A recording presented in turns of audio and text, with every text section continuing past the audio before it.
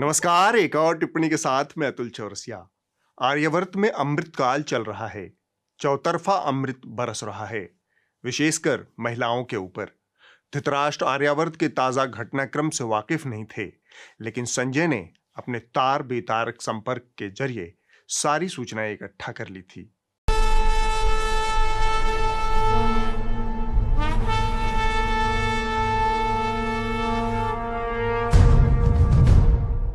समूचे आर्यावर्त में प्रचंड हर्ष और उल्लास का माहौल था। गली कूचे तिरंगे से पट गए थे। आलब ये कि 55 साल तक तिरंगा से बिदके रहने वाले संघ मुख्यालय के कर्ता धर्ता भी भगवा हटाकर तिरंगे की चपेट में आ गए थे।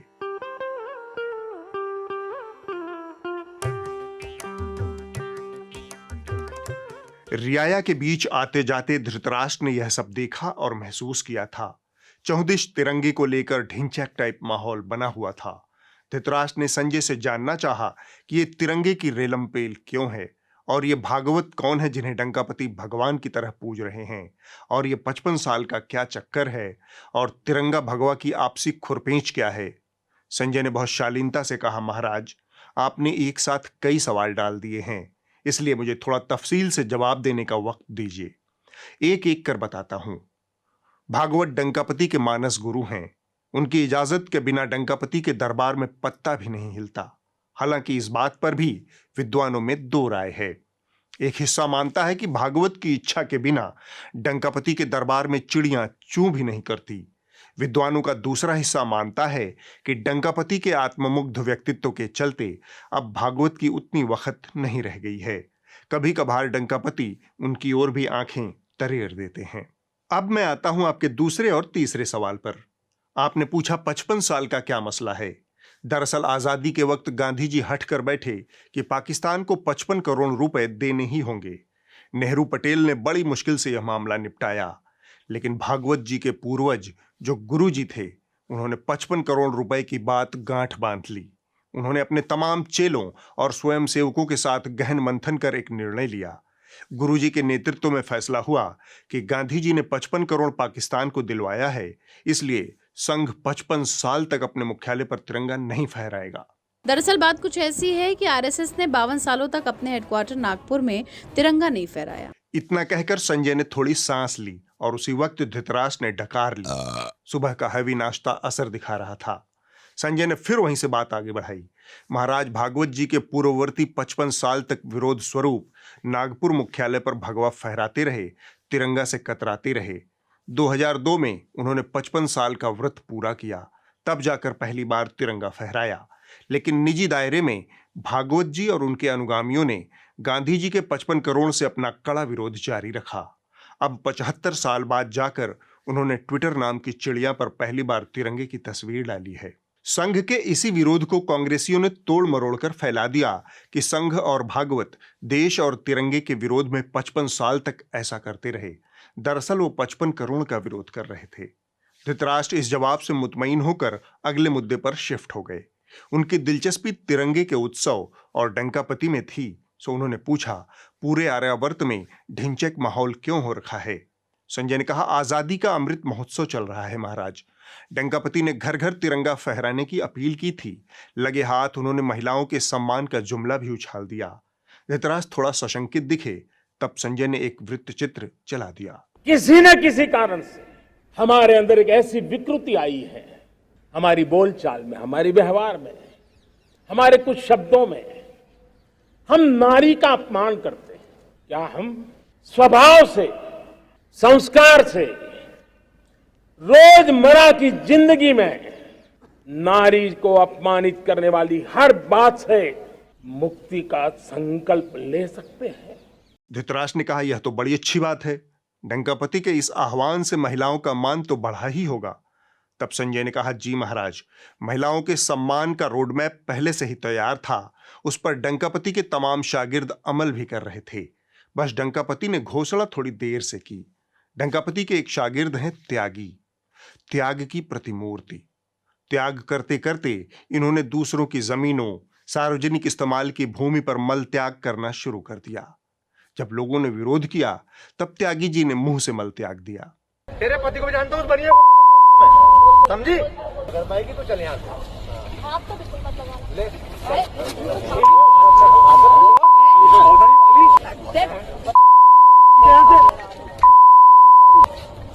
अपनी लैंग्वेज देख चलेगा। वैसे यह त्यागी आमतौर पर महिलाओं का बहुत सम्मान करता है।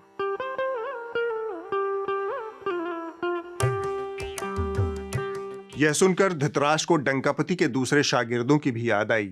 संजय ने बताया, सबसे ज्यादा अमृतकाल जम्बूद्वीप में आया है, सारा अमृत वहीं बरस रहा है। बरेली से डंकापति के शागिर्द हैं जितेंद्र रस्तोगी।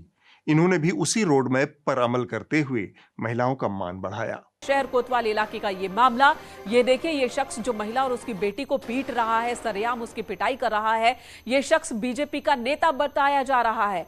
ये लड़की खुद को बचाने के लिए घर के अंदर आती है, अपने बच्चे को अंदर धक्का देती है, लेकिन इसी बीच ये शख्स उस लड़की को खींचता हुआ घर से बाहर लाता है और उसकी पिटाई करता है। धृतराष्ट्र बिना कुछ बोले एकटक संजय की ओर कान लगाए हुए थे। संजय ने कहा, डंकापति के एक और खास शागिर्द हैं, योगीराज के मंत्रिमंडल के नवरत्न हैं। आदमी सोना चांदी चुराता है, ज्यादा पगलाया तो बैंक लूटता है, लेकिन ये गिट्टी चुराते हैं। गिट्टी चोरी और अवैध असलाहा रखने के आरोप में अदालत ने इन्हें दोषी ठहरा दिया। लेकिन अमृतकाल में अगर ऐसा हो जाए तो डंकापति का क्या मतलब? इसलिए अदालत की सजा का ऐलान होने से पहले ही सचान जी अदालत के आदेश की कॉपी लेकर अदालत से ही फरार हो गए। यूपी सरकार के मंत्री राकेश सचान पर गंभीर आरोप लगा है। कोर्ट में दोषी करार दिए जाने के बाद फरार होने का आरोप। 1991 के अवैध हथियार रखने के केस में दोषी पाए गए थे। इसके बाद मंत्री जी तभी दोबारा प्रकट हुए जब उनकी सजा के साथ लगे हाथ उन्हें जमानत भी दे दी गई। इसी तरह डंकापति के राज में न्याय का इकबाल बुलंद हो रहा है। अमृतकाल में आप और क्या उम्मीद करते हैं महाराज? धृतराष्ट्र ने तुरंत टोक दिया, तुम महिला सम्मान के मुद्दे से भटक रहे हो संजय। संजय को अपनी गलती का एहसास हुआ। उन्होंने कहा, क्षमा महाराज, महिलाओं का मान बढ़ाने का काम डंकापति के एक और शागिर्द कर रहे हैं। ये सुदूर कामरूप प्रदेश के निवासी हैं। नाम के अनुरूप ही उनका काम है। जिस स्तर की ख्याति बटोरी है कामदेव ने, उसे हासिल करना दूसरों के बस की बात नहीं। पूर्वोत्तर के राज्य मेघालय में शुक्रवार शनिवार की दरमियानी रात मेघालय बीजेपी के उपाध्यक्ष बर्नार्ड एन मराक के एक रिसोर्ट में पुलिस ने छापेमारी की थी। यहां एक गंदे से केबिन में 6 बच्चे बंद पाए गए थे। मेघालय पुलिस ने दावा किया है कि रिसोर्ट में एक वैश्यालय संचालित होता था। धृतराष्ट्र से कुछ कहते न बना। उन्होंने बस कुछ बुदबुदाया, जिसका सार यह था कि अमृतकाल में लंपटों की पौबारह है, सबको डंकापति का वरदहस्त है। सभा में थोड़ी देर के लिए शांति पसर गई। संजय भी धृतराष्ट्र का मुंह निहारने लगे। तब धृतराष्ट्र ने कहा, इस कलिकाल पर डंकापति की क्या प्रतिक्रिया है? संजय ने कहा, कलिकाल के मुताबिक ही डंकापति इन दिनों काले रंग पर हमलावर हैं। यह बात धृतराष्ट्र को थोड़ा अजीब लगी। उन्होंने कहा, रंग पर कैसा हमला? बात समझ में नहीं आई। तब संजय ने कहा, एक जमाना था जब डंकापति को काले रंग से अथाह प्रेम था।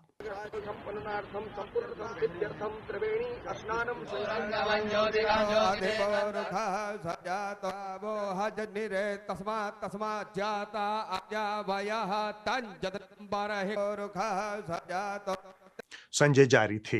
अब अचानक से कुछ ऐसा हुआ है कि उन्हें काले रंग में काला जादू नजर आने लगा है। अभी हमने 5 अगस्त को देखा है कि कैसे काले जादू को फैलाने का भरपूर प्रयास किया गया। यह सुनकर धृतराष्ट्र बोले, ये कहना क्या चाहते हैं? संजय ने कहा, कई दफा डंकापति खुद भी नहीं जानते कि वो कहना क्या चाहते हैं। ऐसे भी मौके अतीत में आए हैं जब वो शब्दों के संक्षिप्त रूप में बेमेल का तेल लगाते रहते हैं। लेकिन यह मामला विपक्षी पार्टी से जुड़ा है।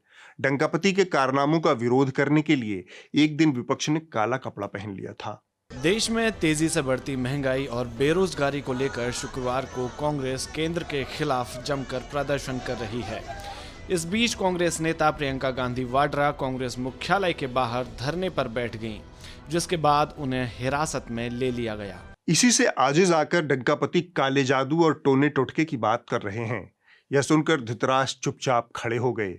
दरबारी समझ गए कि अब सभा विसर्जन का वक्त है, सो वे सब भी सम्मान में उठ खड़े हुए। धृतराष्ट्र अंतःपुर को लौट गए। धृतराष्ट्र संजय संवाद में इस हफ्ते बस इतना ही। खबरिया चैनलों ने अपने पतन की महागाथा में पिछले हफ्ते एक और अध्याय लिखा। भाजपा नेता श्रीकांत त्यागी ने एक महिला के साथ खुलेआम गाली गलौज की, बदसलूकी की, हाथापाई की। इस व्यक्ति के भाजपा से रिश्ते के अनगिनत सबूत और गवाह मौजूद हैं, आप भी देखिए।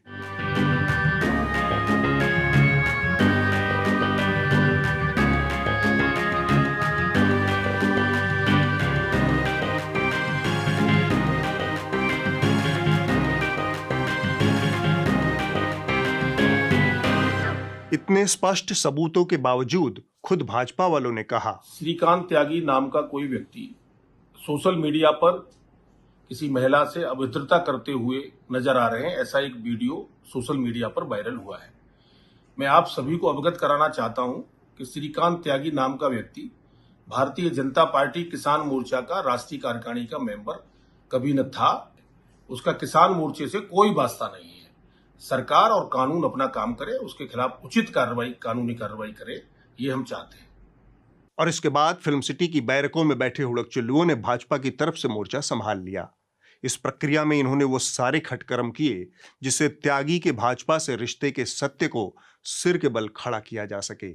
कोशिश यह भी रही कि भाजपा की तरफ से ध्यान भटकाकर विपक्ष की तरफ ले जाया जाए। लेकिन अब पुलिस विधायक स्टिकर प्रकरण की जांच करेगी और आज स्वामी प्रसाद मौर्य पर भी पड़ेगी, ये भी तय है। हर पार्टी के शीर्ष नेतृत्व की फोटो बहुत से ऐसे तत्वों और लोगों के साथ मिली है जिसके बचाव में हर पार्टी पूर्व से लेकर अब तक ये कहती आई कि फोटो खिंचाना कौन सी बड़ी बात है। पर स्वामी प्रसाद मौर्य पे जवाब दीजिए, ये भाजपा नहीं यूपी पुलिस कह रही है कि वो स्टिकर विधायक का स्वामी प्रसाद मौर्य ने दिया था। बीजेपी के विधायक अतुल गर्ग ने साफ कहा कि श्रीकांत त्यागी को बीजेपी में एंट्री दिलाने वाले बीजेपी के पूर्व नेता स्वामी प्रसाद मौर्य हैं, जो अब समाजवादी पार्टी में है। लेकिन स्वामी प्रसाद मौर्य इस आरोप पर मुकर गए कि बताया जाता है ये बीजेपी के हैं।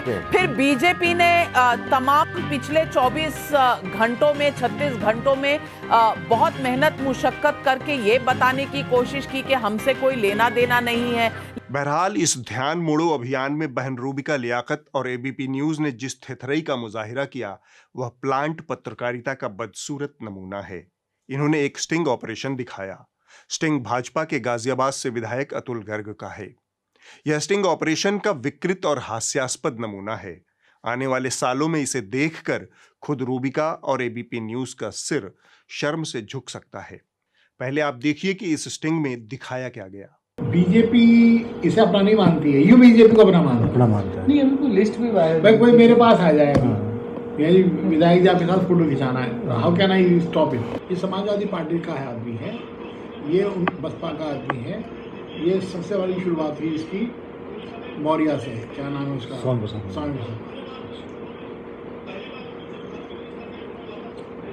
प्रसाद मौर्य के साथ दहेज में आया। खुद रूबिका भी विधायक जी की बात को सेकेंड करती हैं। तो हमारी इस रिपोर्ट में आपने देखा कि कैसे बीजेपी के विधायक अतुल गर्ग ये साफ साफ कह रहे हैं कि श्रीकांत त्यागी को बीजेपी में एंट्री दिलाने वाले बीजेपी के पूर्व नेता स्वामी प्रसाद मौर्य हैं, जो अब समाजवादी पार्टी में है। इस खुलासे पर हमने स्वामी प्रसाद मौर्य से भी बात की, लेकिन वो साफ साफ मुकर रहे हैं। अब मैं आपको बतौर रिपोर्टर और बतौर इन्वेस्टिगेटिव रिपोर्टर बुलेट पॉइंट में अपने कुछ अनुभव बताता हूं, क्योंकि मैंने खुद खुफिया कैमरे लेकर यह काम किया है। पॉइंट नंबर 1, खुफिया कैमरे पर जो बात कही जा रही है वह बात ऐसी होनी चाहिए जो कि खुलेआम या ऑन रिकॉर्ड नहीं कही जा रही है, यानी वह बात आधिकारिक बयान से विरोधाभास पैदा करती हो। इसलिए इसे खुफिया कैमरे के जरिए जनता के सामने लाना पड़ा।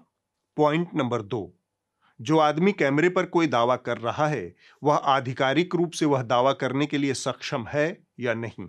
मसलन अमित शाह भाजपा के प्राथमिक सदस्य हैं या नहीं, यह बयान सिर्फ पार्टी के अध्यक्ष जेपी नड्डा दे सकते हैं, न कि भाजपा का कोई सांसद। इसी तरह श्रीकांत त्यागी भाजपा किसान मोर्चे का सचिव है या नहीं, यह बयान सिर्फ किसान मोर्चे का अध्यक्ष दे सकता है। पॉइंट नंबर 3, जो बात खुफिया कैमरे पर कही जा रही है, क्या उसका जनहित से कोई लेना देना है? अगर वह जनहित में नहीं है तो वह फिर प्योर प्रोपेगेंडा है। अब आप रूबिका लियाकत और एबीपी न्यूज के स्टिंग ऑपरेशन को इन 3 बिंदुओं की रोशनी में देखिए। तो पहले दावे के मुताबिक विधायक अतुल गर्ग कह रहे हैं कि त्यागी भाजपा का सदस्य नहीं है, तो यह दावा तो भाजपा ने आधिकारिक रूप से पहले ही प्रेस कॉन्फ्रेंस करके कह दिया है। आज भारतीय जनता पार्टी यहां ये स्पष्ट करना चाहती है कि श्रीकांत त्यागी भारतीय जनता पार्टी का 2 रुपए का भी सदस्य नहीं है। यह कहने के लिए रूबिका और एबीपी न्यूज सनसनीखेज स्टिंग का सहारा क्यों ले रहे हैं? दूसरे बिंदु के मुताबिक विधायक अतुल गर्ग के पास त्यागी के किसान मोर्चे से जुड़ा होने या न होने के बारे में बयान देने का कोई अधिकार ही नहीं है, इसलिए इनके बयान का कोई अर्थ नहीं है। यह अधिकार किसान मोर्चे के अध्यक्ष का है। तीसरे बिंदु के मुताबिक स्टिंग ऑपरेशन जनहित में है या नहीं, इस पैमाने पर आप देखेंगे तो एबीपी के स्टिंग का एकमात्र मकसद त्यागी की जवाबदेही को भाजपा से हटाकर स्वामी प्रसाद मौर्य और समाजवादी पार्टी के सिर पर डालने की है। स्वामी प्रसाद मौर्य तो वैसे भी इस समय सपा में हैं, तो उनके ऊपर कोई आरोप लगाने के लिए स्टिंग ऑपरेशन की क्या जरूरत है? यह आरोप तो गर्ग या भाजपा वाले वैसे भी लगा सकते हैं।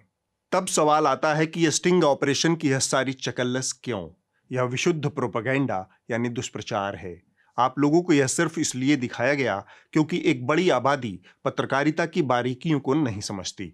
उसे नहीं पता कि खुफिया कैमरा सिर्फ जनहित में इस्तेमाल होना चाहिए। ऐसे लोगों के मन में एबीपी और इसके जैसे तमाम चैनल स्टिंग ऑपरेशन के जरिए भ्रामक और खोखली सनसनी पैदा करने का काम करते हैं। यह अनर्गल लोगों के मन में बिठाया जाता है कि खुफिया कैमरा है तो कुछ न कुछ महत्वपूर्ण होगा। एबीपी न्यूज का यह स्टिंग ऑपरेशन प्लांट पत्रकारिता का विद्रूप उदाहरण है। टीवी मीडिया का एक बड़ा हिस्सा आज इसकी चपेट में है। वह अदृश्य ताकतों के इशारे पर ऐसी सामग्री दिखाता है जो न तो खबर है न जनहित में है। पत्रकारिता के इस भटकाव को खत्म करने का जरिया सिर्फ और सिर्फ सब्सक्रिप्शन का मॉडल है। यह आपको विकल्प देता है कि पत्रकारिता जनहित में हो, आपके हित में हो। न्यूज लॉन्ड्री को सब्सक्राइब करके आप ऐसा कर सकते हैं और गर्व से कह सकते हैं, मेरे खर्च पर आजाद हैं खबरें। बीते हफ्ते भारतीय मूल के मशहूर लेखक सलमान रश्दी पर अमेरिका के न्यूयॉर्क में जानलेवा हमला हुआ। रश्दी पर हमला एक कार्यक्रम में भाषण देने के ठीक पहले हुआ। हमलावर का नाम हादी मतार है, जो कि लेबनानी मूल का है। उसकी उम्र 24 साल बताई जा रही है। खबर है कि अब सलमान रश्दी खतरे से बाहर हैं। सलमान रुश्दी जब भाषण देने जा रहे थे तभी एक शख्स ने उन पर चाकू से हमला बोल दिया। उनकी गर्दन पर चाकू से वार किए गए। चश्मदीद के मुताबिक सलमान रुश्दी पर 10 से 15 वार किए गए और हमले के बाद उन्हें तुरंत हेलीकॉप्टर से अस्पताल ले जाया गया, जहां उनका इलाज चल रहा है। कट्टरपंथ ऐसा आत्मघाती हथियार है जो शातिर लोग दूसरों को पकड़ा तो देते हैं, लेकिन इसके बाद इस हथियार पर उनका कोई नियंत्रण नहीं रहता। कट्टरपंथ पलटकर किस रूप में आएगा यह उन्हें नहीं पता होता। इसीलिए कट्टरपंथ को हथियार बनाने से पहले हजार बार सोचें। रश्दी की सैटनिक वर्सेस 1988 में आई थी। रश्दी का हमलावर महज 24 साल का है। वह किताब की पैदाइश से भी 10 साल छोटा है। इसके बावजूद वह धर्मांध हो गया। आप समझ सकते हैं कि कट्टरपंथ और घृणा की विषबेल कितनी ताकतवर और फैली हुई है। यह बहस लंबी खिंच चुकी है कि धर्म पर की गई किसी टिप्पणी के लिए क्या किसी की जान ली जानी चाहिए? क्या आस्था की हिफाजत चाकू छुरे से हो सकती है? एक किताब का जवाब किताब से दिया जाना चाहिए। फिल्म का जवाब फिल्म से दीजिए। लेख का जवाब लेख लिख कर दीजिए। यह आपके बंदर से विकसित होकर मनुष्य बन जाने का तकाजा है। अगर किसी को लगता है कि वह धर्म के नाम पर चाकू छुरे वाली जाहिलियत को जायज ठहरा सकता है तो वह मुगालते में है। ऐसा हर कृत्य दुनिया को इस्लाम के खिलाफ लामबंद करेगा, इस्लाम के प्रति रूढ़ियों को मजबूत करेगा, उस पर हमले के बहाने मुहैया करवाएगा। अब वक्त है इस हफ्ते की रिपोर्ट का। जो कही जा रही थी बातें कि अंदर में भी सोशल डिस्टेंसिंग का ख्याल रखा जाएगा। ट्रेनें तो खुल दी हैं, लेकिन कैसे स्टेशन पर thousands of the migrants workers in different groups walking। इस हफ्ते की रिपोर्ट गांव कनेक्शन से है। उत्तर प्रदेश भारत का एक प्रमुख चावल उत्पादक राज्य है। मानसून का आधी से ज्यादा मौसम बीत चुका है। राज्य में सामान्य से 40% कम बारिश हुई है। इसका सीधा असर धान की बुआई पर पड़ा है। इससे धान उत्पादन और खाद्य कल्याण योजनाओं पर विपरीत असर होने का खतरा है। ग्लोबल फूड सप्लाई पर भी असर पड़ने की आशंका जताई जा रही है। गांव कनेक्शन की सीरीज धान का दर्द इन्हीं सवालों का जवाब खोज रही है। हल्की बूंदाबांदी भाई, अगर पानी ज्यादा गिरता तो फायदा होता। गिरा तो कई बार है, बूंदाबांदी भाई बस निकल गया ऐसे। फसल का स्थिति तो ठीक नहीं है सर। खेती महीने भर ये रुपाई की जो हुआ है, हम लोगों का रुपाई 1 महीने पहले हुआ है, 1 महीने से ऊपर हो गया है, लेकिन फसल यही है, देख लीजिए खेत में पड़ा है। दिक्कतें देखिए खाद से लेकर पानी तक की, पानी की तो बहुत बड़ा समस्या है सर, क्योंकि ये सारा कुछ पानी पे डिपेंड है। हर खेत में सर कम से कम 4 इंची पानी होना चाहिए। 4 इंची से कम पानी है तो सर धान चल नहीं पाएगा, उसमें घास ज़्यादा उगेंगे, पौधा कमज़ोर होगा, घास होगा तो पौधा कमज़ोर होगा और धान की खेती ठीक ढंग से हो नहीं पाएगी। स्थिति तो बहुत गड़बड़ है सर। नहर, बगल में नहर है, उसमें पानी नहीं आ रहा है। जितना इधर देख रहे हैं धान की खेती सर, सारा पंपी सेट से ही सिंचाई करके खेती हुई है, रोपाई हुई है। अगले हफ्ते होगी एक और टिप्पणी। नमस्कार।